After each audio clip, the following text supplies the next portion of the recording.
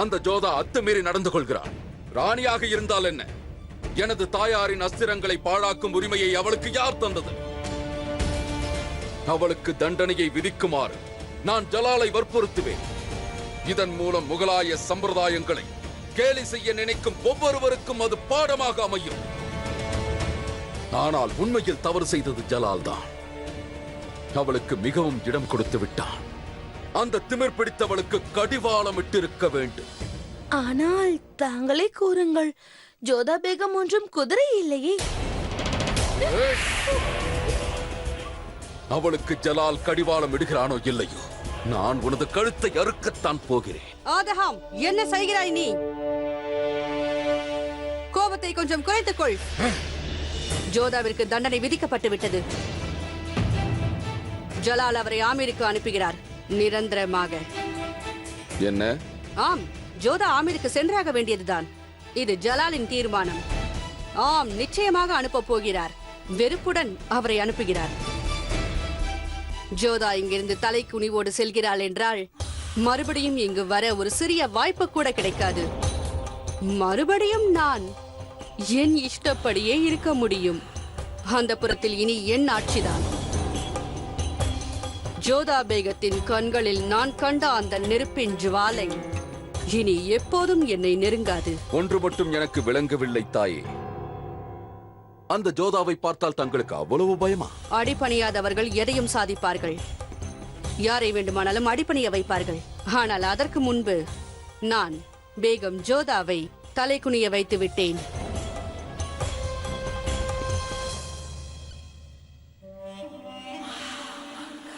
மிக அற்புதம். எதற்காக இவ்வளவு புன்னகை? அதை உன்னால் புரிந்து கொள்ள முடியாது. நான் கூறுவதை மட்டும் நீ செய். நீ எப்பொழுதெல்லாம் ஜோதா பேகத்தை சந்திக்கிறாயோ கௌரவமாக நடந்து கொள். சாத்தியமே இல்லை. கௌரவத்துடன் நடந்து கொண்டுதான் ஆக வேண்டும். ஏனென்றால் அவர் ஷெஹன்ஷா ஜலாலுதீன் பாட்ஷாவின் மனைவி அல்லவா? இதை மட்டும் சரியாக கூறினீர்கள் அத்தை அவர்களே. ஏனென்றால் நாம் நம் கலாச்சாரத்தை மறக்க கூடாது. நான் மட்டும் எப்பொழுதும் ஜோதா பேகத்தை கௌரவத்தோடு நடத்துவேன். ஆதகம், வேண்டாம். ஒரு விஷயத்தை மட்டும் நன்றாக நினைவு வைத்துக் கொள். நீ மட்டும் ஜோதா பேகத்தின் முன்பு வரவே வராதே. புரிந்ததா உனக்கு? பிறகு நான் என்ன செய்வது? உனக்கு பிடித்ததை மட்டும் நீ செய், போதும். சர்பத். சர்பத். சீக்கிரமாக அதை தயாரித்து எடுத்து வா. இப்பொழுதே வருகிறேன். ஆதகம், உனக்கு ஏன் இவ்வாறு கோபம் வருகிறது? கோபத்தால் உன்னுடைய வாழ்க்கையை தான். ஆதகம், யா அல்லாஹ், இவனை காப்பாற்று. மகாராணி மைனாவதி எதற்காக இங்கு வந்திருக்கிறார் என்று தெரியவில்லையே. என்ன காரணமாக இருக்கும்? இன்று ஹோலியில் நடந்ததற்கும் இதற்கும் சம்பந்தமில்லை என்று நினைக்கிறேன். ஏனென்றால் இவ்வளவு விரைவில் இந்த செய்தி அங்கு சென்றிருக்காது. அது இருக்கட்டும் மணியாரே. பிறகு யாரும் அழைக்காமல் மைனாவதி எப்படி இங்கு வந்திருப்பார்? எனக்கு தெரியவில்லையே. பார்மல் மகாராஜா புரட்சியாளர்களை அடக்கும் வேளையில் அங்கு தீவிரமாக ஈடுபட்டிருக்கிறார். அவ்வாறு இருக்கும்போது மைனாவதியை ஜலால் எதற்காக இங்கு அழைத்தான்? மகாராணி அவர்களே, இதில் ஏதோ குழப்பம் இருப்பது போல் தோன்றுகிறது. நீங்கள் கவலை கொள்ளாதீர்கள் அணியாரே. எது நடக்க வேண்டுமோ அது இப்போது தர்பாரில் நடக்க போகிறது. ஒரு முக்கியமான விஷயத்திற்காகத்தான் தர்பாரை கூட்டினேன். நான் இதுவரை நடந்தவற்றை கவனித்த வரையில் ஜோதா பேகம் அவர்களின் விஷயத்தில் அவரை ஆமீருக்கே திருப்பி அனுப்பிவிடலாம் என்று நான் எனது முடிவை அறிவிக்கிறேன். ஷெஹன்ஷா, ஜோதா தங்களுடைய மனைவி. தாங்கள் எவ்வாறு அவரை திருப்பி அனுப்பி வைக்க முடியும்? ஷெஹன்ஷா, ஆமீர் இளவரசியின் மீது பொய் குற்றச்சாட்டு கூறி அவரை காவலில் வைத்தார்கள்.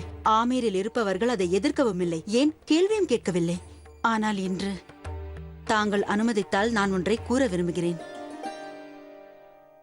எங்கள் கலாச்சாரப்படி பெண்கள் எந்த சூழ்நிலையிலும் மகளின் புகுந்த வீட்டிற்கு செல்லக்கூடாது. ஆனால் நான் எங்களின் கலாச்சாரம் எதையும் பொருட்படுத்தாமல் இந்த சபைக்கு வந்திருக்கிறேன். எங்கள் கலாச்சாரத்தில் ஒரு பெண்ணை திருமணம் செய்து அனுப்பும்போது அவளை முழுவதுமாய் தாரை வார்த்து அனுப்புகிறோம். அந்த நொடியிலிருந்து புகுந்த வீடு அவளது வீடாகிறது. அதன் பிறகு எப்பொழுதுமே அவளை அவளுடைய தாய் பிறந்த வீட்டிற்கு அழைத்துச் செல்ல மாட்டாள். ஒருவேளை ஜோதா தெரியாமல் தவறேதும் செய்திருந்தால் தாங்கள் சரி, தவறுகளை பற்றி பேசாமல் இருப்பதுதான் அனைவருக்கும் நல்லது ராணி அவர்களே. ஒரு ஷெஹன்ஷாவாக ஆமீரின் அரசர்களை நான் அரைக்காவலில் வைக்க வேண்டியதாயிற்று. ஆனால் ஜோதா பேகத்தை திருப்பி அனுப்புவது கணவனாக என்னுடைய கடமை. அவரே சுயமாக திரும்ப போக விரும்புகிறார். அவர் கூறுவது உண்மையா ஜோதா? உனக்கு இது போன்ற எண்ணம் எவ்வாறு வந்தது? இந்த சம்பந்தத்திற்காக ஆமீர் எவ்வளவு இழந்தது என்பதை மறந்து விட்டாயா? ராஜபுத்திரர்கள் இதற்காக எத்தனையோ அவமானங்களை உன்னுடைய திருமணத்திற்காக தாங்கிக் கொண்டார்கள். அதற்காக உன் தங்கை சுகன்யாவின் திருமணம் கூட தடைப்பட்டு விட்டதே, அதை மறந்து விட்டாயா? நான் உன்னை பெற்றவள். எனக்கு இன்னும் 2 மகள்கள் இருக்கிறார்கள் என்பதை மறந்து விடாதே ஜோதா. இப்போது இந்த சம்பந்தம் முறிந்து போனால், புது பிரச்சனை எழுந்து என் 2 மகள்களும் பாதிக்கப்பட்டால் நான் பொறுத்துக் கொள்ள மாட்டேன். உன்னுடைய தந்தையார் மீண்டும் தலைகுனியும் வண்ணம் ஏதாவது நடந்தால் அதை என்னால் தாங்கிக் கொள்ள முடியாது. அது மட்டுமல்லாமல் உன்னுடைய தியாகமும் வீணாவதை என்னால் சகித்துக் கொள்ள முடியாது. ஆமீர் மீண்டும் ஆபத்தில் விழுவதை நான் அனுமதிக்க மாட்டேன். ஜோதா, கணவன் மனைவி இடையே சண்டை வருவது சகஜம்தான். அதற்காக நீ உன்னுடைய தாய் வீட்டிற்கு வந்துவிடக்கூடாது. அவரை புரிந்து கொள்வது முக்கியம். அதைவிட அவரிடம் மாற்றத்தை கொண்டு வருவதும் முக்கியம்.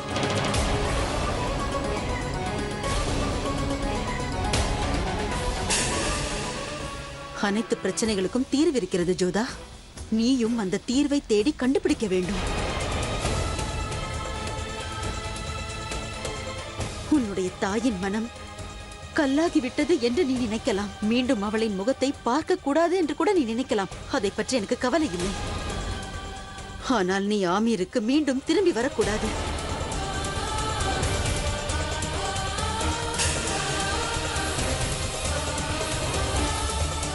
பண்டிகைகள், விழாக்கள் வரும்போது நம் வீட்டில் மகள் வருவாள் என்று எதிர்பார்ப்பார்கள்.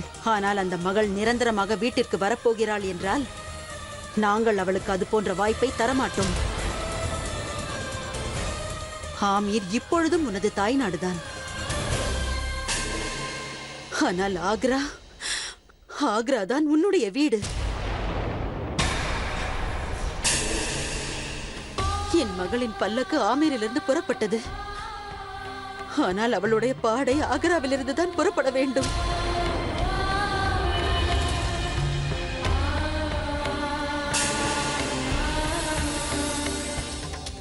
ஷெஹன்ஷா, இதை ஒரு பெண் வேண்டி கேட்டுக்கொள்வது என்று நினைத்துக் கொள்ளுங்கள், அல்லது ஒரு தாயின் பிச்சையாக.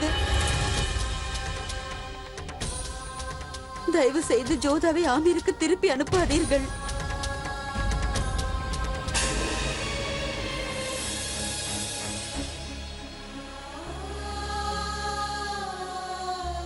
சற்று பொறுங்கள் அம்மா. நான் ஆமீருக்கு திரும்பி வருவதில் தங்களுக்கு விருப்பம் இல்லையா? நான் வரமாட்டேன். ஏனென்றால் என்னுடைய அம்மா எனக்காக யாரிடமும் கையேந்த கூடாது. தங்கள் மீதுள்ள அன்பு எனக்கு குறைந்து விட்டதென்று இதன் மூலம் தாங்கள் நினைத்து விடாதீர்கள். உண்மையில் உங்களுடைய ஸ்தானமும் மதிப்பும் என்னை பொறுத்தவரை அது இந்த நிமிடம் முதல் பன்மடங்கு உயர்ந்து விட்டது.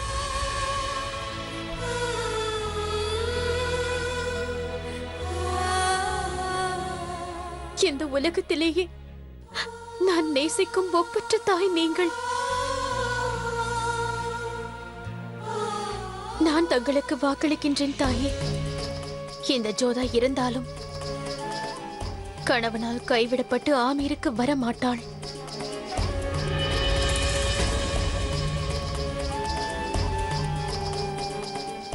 ஒரு கணவன் கைவிடப்பட்ட பெண்ணின் தாய் என்ற அவப்பெயர் எந்த சூழ்நிலையிலும் உங்களுக்கு வரவிட மாட்டேன் தாயே.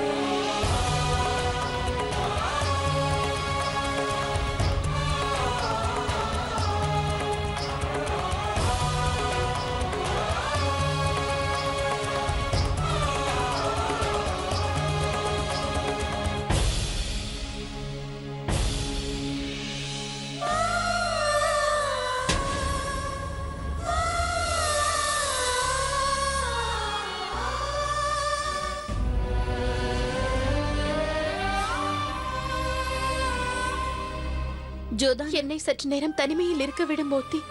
இங்கிருந்து சென்று விடு. இல்லை, நான் உங்களை தனிமையில் விட மாட்டேன். ஏன்? எந்த உறவு உனக்கு உரிமையை கொடுத்தது? என்னை பெற்ற தாயே என்னை அழைத்து செல்ல மாட்டேன் என்று கோரிய பிறகு நீ மட்டும் ஏன் என்னோடு இருக்கிறாய்? எனக்கு இங்கு எந்த மகிழ்ச்சியும் இல்லாத போது உனக்கு என்ன மகிழ்ச்சி கிடைக்க போகிறது? ஒரு புறம் ஷெஹன்ஷா என்னை அனுப்ப நினைக்கிறார், மறுபுறம் அன்னை ஆமீருக்கு வருவதற்கு மறுக்கிறார். அவர் மட்டும் என்ன செய்வார்? அவருக்கு இன்னும் நிறைய கடமைகள் இருக்கிறது. இது என்னுடைய தலையெழுத்து மோத்தி. இதை அனுபவித்துதான் ஆக வேண்டும்.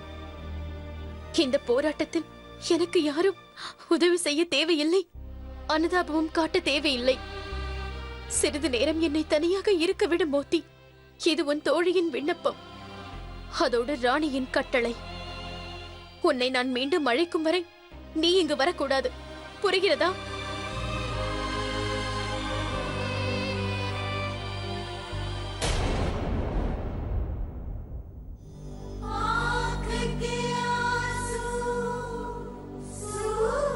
என் மகளின் பல்லக்கு ஆமீரிலிருந்து புறப்பட்டது.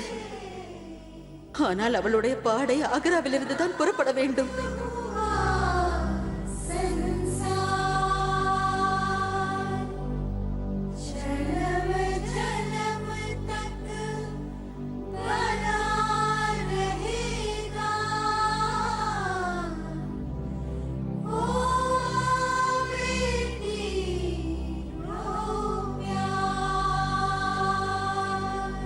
விவாகரத்து சட்டத்தின்படி ஒரு மனைவி கணவனிடம் இருக்கும் அனைத்து உறவுகளை முறைப்படி முறித்துக் கொள்ளலாம். ஆனால் அதற்கு கணவனின் அனுமதி வேண்டும். ஆனால் நான் அதற்கு அனுமதி அளிக்கிறேன். வருத்தப்படுகின்றாயா ஜோதா? உன் தாய் உன்னை ஆமீருக்கு அழைத்து செல்லவில்லை என்று வருந்துகிறாயா? அவர் செய்தது மிகவும் சரியே. ஏனென்றால் நீ ஆமீருக்கு திரும்ப சென்றால் அது எவ்வளவு பெரிய தலைகுனிவை ஏற்படுத்தும். உன்னுடைய தங்கை சுகன்யாவின் திருமணம் மண்டபத்திலேயே நின்றுவிடும். ஜோதா, இதை மறந்து விடாதே. உன் அம்மாவிற்கு நீ மட்டும் மகள் அல்ல, அவருக்கு இன்னும் 2 மகள்கள் இருக்கிறார்கள். இங்கிருந்து நான் அழுது இருப்பதை விட நான் என்னுடைய பெற்றோர்களுக்கு சேவை செய்து கொண்டு வாழ்வதே சிறந்ததாகும். நீ ஆமீர் செல்வதற்கு என்ன உரிமை இருக்கின்றது? நீ அக்னி சாட்சியாக வாக்களித்திருக்கின்றாய் ஜோதா. அதை கடைபிடிப்பது உன்னுடைய கடமை அல்லவா? ஒருவேளை உனக்கு திருமணம் முகலாயர்களோடு நடக்காமல் ராஜபுத்திரர்களோடு நடந்திருந்தால் அப்பொழுது கூட உன் புகுந்த வீட்டை விட்டுவிட்டு ஆமீருக்கு செல்வாயா? நீ இதன் மூலம் அனைவருக்கும் என்ன கூற விரும்புகின்றாய்? ஜோதா, இப்பொழுது நீ ஆக்ராவின் மருமகள். இங்கிருக்கும் கலாச்சாரம் மற்றும் பழக்க வழக்கங்களை புரிந்து கொள். அதை நீ ஏற்றுக்கொள்ள வேண்டும். உன் கணவனின் பழக்க வழக்கங்களை ஏற்றுக்கொண்டு இந்த அரண்மனையில்தான் நீ வாழ வேண்டும். இதுதான் கணவனின் தர்மமா? இவ்விதமாக மனைவிக்கு அநீதி இழைத்து கொடுமை செய்வதா? இவ்வாறு அவமதிப்பதா? அடிமைப்படுத்துவதா? அக்னி சாட்சியாக அவரும் எனக்கு வாக்களித்திருக்கிறார். என்னை மகிழ்ச்சியாக வைத்துக் கொள்வேன் என்றார். என்னை கௌரவப்படுத்துவேன் என்று வாக்களித்துள்ளார். அந்த வாக்கில் ஒன்றையாவது கடைபிடித்தாரா? என்னை இப்பொழுது ஆமீருக்கும் செல்ல விடாமல் ஆக்ராவிலும் இருக்க முடியாமல் செய்து விட்டார். அருமை ஜோதா, அருமை. ஷெஹன்ஷாவை பற்றி இதான் உன்னுடைய அபிப்பிராயமா? ஆரம்பித்தவள் நீதான். உன் மனம் முழுவதும் வெறுப்போடு வந்தாய். உன்னுடையவர் என்று நீ நினைத்ததில்லை, ஆனால் அவர் உன்னை ஏற்றுக்கொண்டார். உன் மதத்தை பின்பற்றுவதற்கு அவர் அனுமதித்தார். இதுவரை என்றும் அவர் உன் பூஜைகளை தடுத்ததில்லை. ஏன் இப்பொழுது கூட நீ ஹோலி கொண்டாட அவர் அனுமதித்தார். இவ்வளவு செய்தும் கூட ஷெஹன்ஷாவை பற்றி இதுதான் உன்னுடைய அபிப்பிராயமா? உண்மையை கூற வேண்டுமென்றால் உனக்குதான் இங்கிருக்க அருகதை இல்லை ஜோதா. ஏனென்றால் இங்கிருக்கும் கோட்பாடுகளை நீ ஏற்கவும் இல்லை, அதை மதிக்கவும் இல்லை. இங்கிருக்கும் மனிதர்களையும் அவர்கள் பழக்க வழக்கங்களையும் நீ புரிந்து கொள்ளவில்லை. எப்பொழுதும் வெறுப்போடு பேசி உன்னையும் மற்றவர்களையும் துன்புறுத்துவதை நீ நிறுத்த வேண்டும். இனி நீ ஆமீருக்கு செல்லத்தான் வேண்டும். இல்லை ஜோதா, நீ ஆமீருக்கு செல்லக்கூடாது. உன்னை உன் குடும்பத்தில் நேசிக்கிறார்கள், கௌரவிக்கிறார்கள். அதனால் நீ அவர்களுக்கு துன்பம் தரும் வகையில் நடந்து கொள்ளக்கூடாது. நீ ஆமீருக்கு செல்லக்கூடாது. இல்லை ஜோதா, நீ இங்கு இருக்கக்கூடாது. நீ ஆமீருக்கு சென்றே ஆக வேண்டும். இல்லை ஜோதா, ஆமீருக்கும் உனக்கும் எந்த சம்பந்தமும் இல்லை. ஆக்ராவிலும் தான் சம்பந்தம் இல்லை. இங்கிருந்து சென்று விடு. இல்லை, நீ ஆமீருக்கு செல்லக்கூடாது. இல்லை ஜோதா, நீ ஆக்ராவில் இருக்கக்கூடாது. நீ ஆமீருக்கு செல்லக்கூடாது. இல்லை ஜோதா, நீ ஆக்ராவில் இருக்கக்கூடாது. நீ ஆமீருக்கு செல்ல. இல்லை ஜோதா, நீ ஆக்ராவில் இருக்க கூடாது. நீ ஆமீருக்கு செல்ல கூடாது. நீ ஆக்ராவில் இருக்க கூடாது. நிறுத்துங்கள். என்னால் பொறுத்துக் கொள்ள முடியாது. போதும்.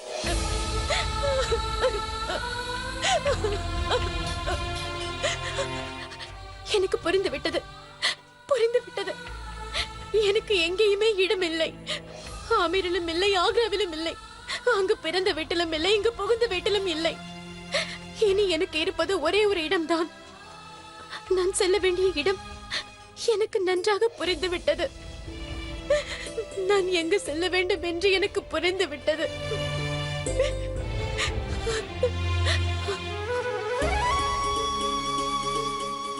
உனக்கு புரிந்ததா கிருஷ்ணா?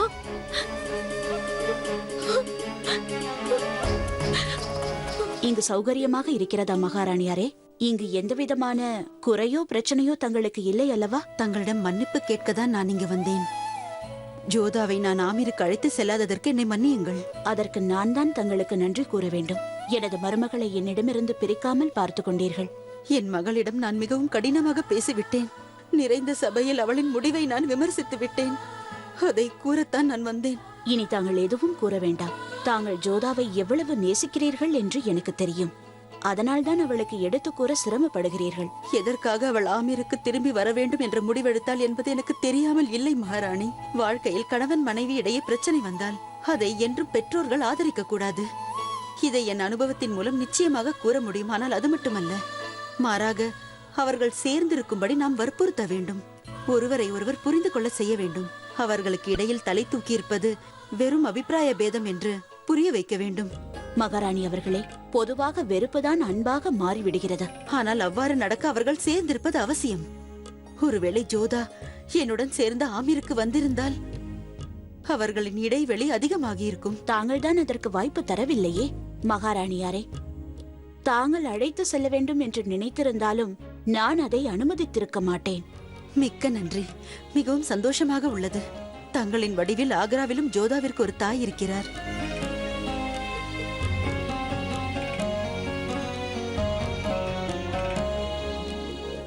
நான் உங்களுக்கு என் நன்றியை தெரிவித்துக் கொள்கிறேன். அவ்வாறு கூறாதீர்கள். ஜோதா நம் இருவரின் மகளாவாள். மிக்க மகிழ்ச்சி. எனக்கு விடை கொடுங்கள் மகாராணி. ஆமீருக்கு நான் விரைவாக புறப்பட வேண்டும். ஜோதாவை பற்றி கவலைப்படாதீர்கள். அவளுக்காக நான் இருக்கிறேன். நான் வருகிறேன்.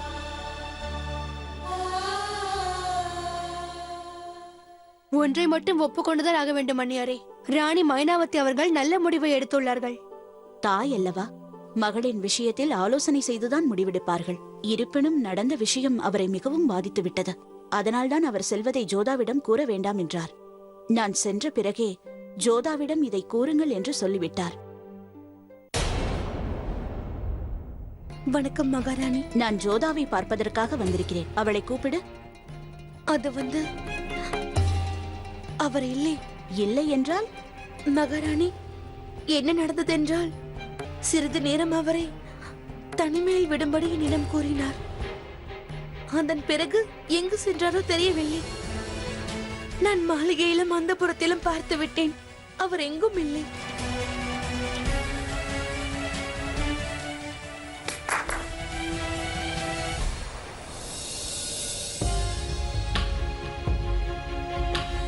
நீங்கள் அனைவரும் சென்று ஜோதா எங்கிருக்கிறாள் என்று தேடுங்கள். தொந்தரவுக்கு மன்னிக்க வேண்டும் மகாமந்திரியாரே. பிரார்த்தனையை இடைமறிப்பதை தவிர வேறு வழி இல்லை. விபரீதம் நடந்துவிட்டது. ஜோதா மாளிகையை விட்டு எங்கோ சென்று விட்டார். என்ன கூறுகிறாய்? ஜோதா பேகத்தை காணவில்லையா? இவ்வளவு பெரிய மாளிகையில் அவள் எங்கே சென்றிருப்பாள்? சரி, உடனே அனைத்து காவலாளிகளுக்கும் தெரியப்படுத்துங்கள். அனைவரையும் சென்று உடனே ஜோதா பேகத்தை தேடச் சொல்லுங்கள். அனைவரையும் அனுப்புங்கள். எப்படி இருந்தாலும் ஜோதா பேகத்தை கண்டுபிடிக்க வேண்டும். ஒரு பேகம் மாளிகையிலிருந்து வெளியே சென்று விட்டார் என்றால் அது நமது கோட்பாடுகளுக்கு எதிரானதாகும். உனக்கு சிரிப்பு வருகிறதா ருக்கையா? சிரிக்காமல் என்ன செய்வது? நீங்கள் பேசுவது அவ்வாறுதான் இருக்கிறது. ஒருமுறை ஜோதாவை பற்றி சிந்தித்து பாருங்கள். அவள் ஷெகன்ஷாவையே மதிப்பதில்லை. இப்பொழுது அவளது தாயும் அவரை விட்டுவிட்டார். ஒருபுறம் கணவராகிய தங்களின் ஆதரவையும் தாயின் அன்பையும் இழந்த அவள் எப்படி கட்டுப்பாடுகளுக்கு இணங்கி நடந்து கொள்ள போகிறாள்? ஆனால் கட்டுப்பாடுகள் எனக்கு முக்கியம் ருக்கையா. முகலாயர்களின் கௌரவத்தை காப்பாற்றுவது என்னுடைய கடமை. அப்படி செய்ய வேண்டும் என்றால் அவர்களை நான் கண்டுபிடித்தே ஆக வேண்டும். ஒரு ஆணால் பெண்ணின் மனதை புரிந்து கொள்வது மிகவும் கடினம். அது மட்டுமல்ல, நானும் ஒரு பெண்ணாக இருப்பதால் ஒரு ஆலோசனை வழங்குகிறேன். பாதையும் சென்றடைய வேண்டிய இடமும் தெரியாத ஒரு பெண்ணுக்கு எந்தவித ஆதரவும் இல்லாமல் புகுந்த வீட்டில் தவிக்கும் ஒரு பெண்ணால் என்ன செய்ய முடியும்? அந்த பெண்ணுக்கு தற்கொலையை தவிர வேறு என்ன வழி இருக்கிறது? அவள் எந்த ராஜ்யத்தின் வேகமாக இருந்தால் என்ன? அவர்களின் கலாச்சாரத்தில் கூட தீக்கு இரையாகும் பழக்கம் இருக்கிறது. எனக்கு இதை நினைத்தாலே வருத்தமாக இருக்கிறது. ஜோதா ஆமீரை சேர்ந்தவள் அல்ல, முகலாய சாம்ராஜ்யத்தின் பேகமாவாள். நமது பாரம்பரியத்திற்கு யாராலும் இழுக்கு ஏற்பட நான் விட மாட்டேன். என்னோட அவளுக்கு வாழ விருப்பமில்லை என்றால் பரவாயில்லை. ஆனால் அவளால் நம் பாரம்பரியத்தின் கௌரவத்தை நான் இழக்க விரும்பவில்லை. அதனால் அவளை நான் கண்டுபிடித்தாக வேண்டும்.